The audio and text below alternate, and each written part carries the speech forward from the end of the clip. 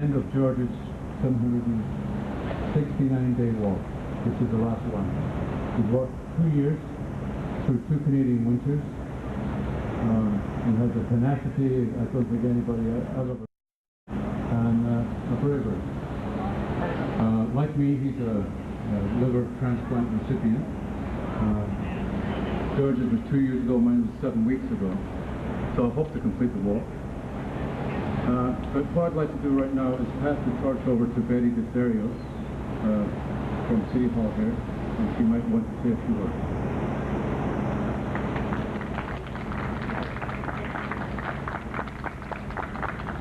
Good afternoon. Here, I'm going to go like this. That's okay? Good afternoon, ladies and gentlemen. I'm pleased to be here on behalf of our Mayor, Mel Lastman, and my colleagues on City Council to welcome George at the end of his walk across this country, around the world.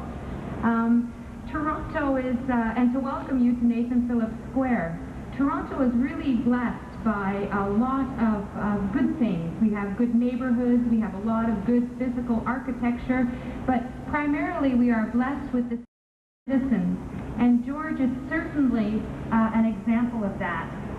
Congratulations, George, on a job well done, traveling across this country. And what surprised me to hear was that, in fact, out of all the world, we are still one of the civilized world. We are still one of the lowest in terms of donations.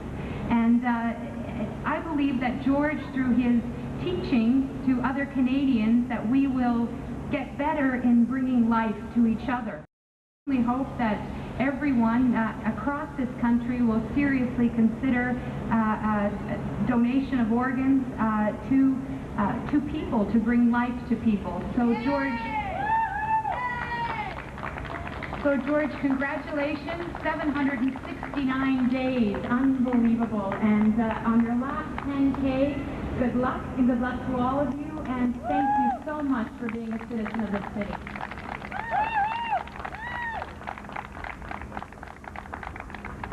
Many years ago, when I was a constable in the Toronto Police, it was my sergeant.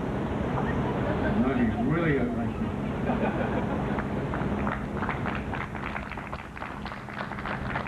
On behalf of our Chief of Police, Julian Fantino, and over 7,000 members of the Toronto Police Service, I'd simply like to say to the people of Toronto, please continue your fine heritage of supporting each other, helping friends in need, become informed, become committed, become an organ donor. It is about life. And all we can do is be thankful for those that have made a sacrifice and a gesture to be organ donors. I know where my card is, it's with me at all times. We advocate and ask all of you to raise the torch on this adventure, on this last 10K, and on a gift of life. Thank you for on behalf of the police.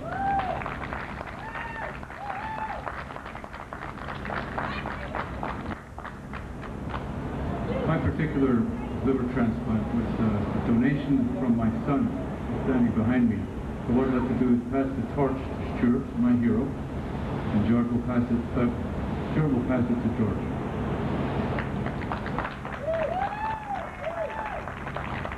Thank you.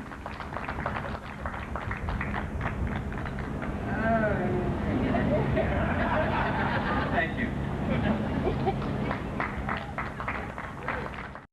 Thanks a lot.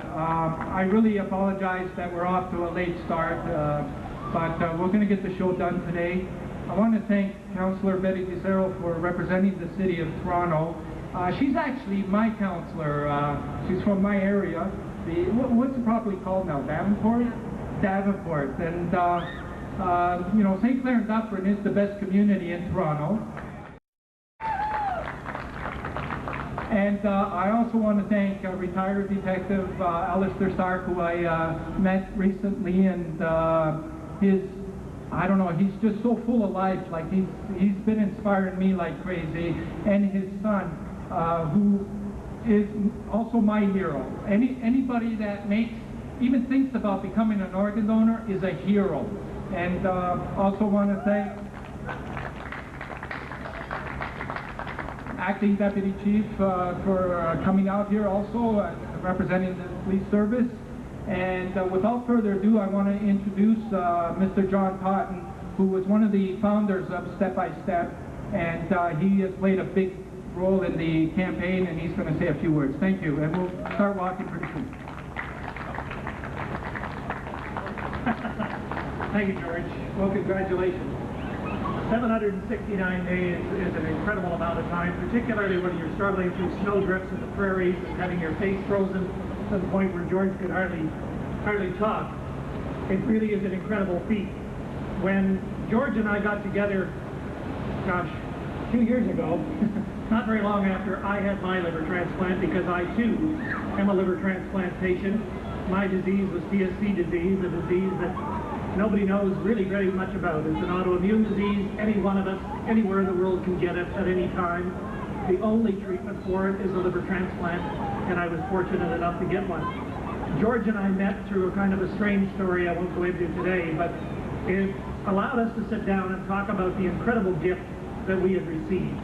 The gift of life, truly the gift of life. I had spent 10.5 months preparing to die, and I had come to the point where I had accepted that I was about to die when my organ donation arrived. It's an experience I can't describe for you. It's an experience that causes me today, nearly 5 years later, to still wake up in the morning and open my eyes and look around and say, holy smokes, I'm still here. This is truly incredible. And George and I talked about what could we do to bring everybody's attention to the urgent need for organ donation, to try and develop stronger support here in Canada. And thank goodness George decided, after we talked about the best approach would be to walk across Canada, George decided that he would do the walking. I don't think I could have made it. In any event, he has not only done the walking. The first time he walked around the province of Ontario and generated tremendous interest. He then decided he was going to go for the Canadian walk. 769 days later, an almost insurmountable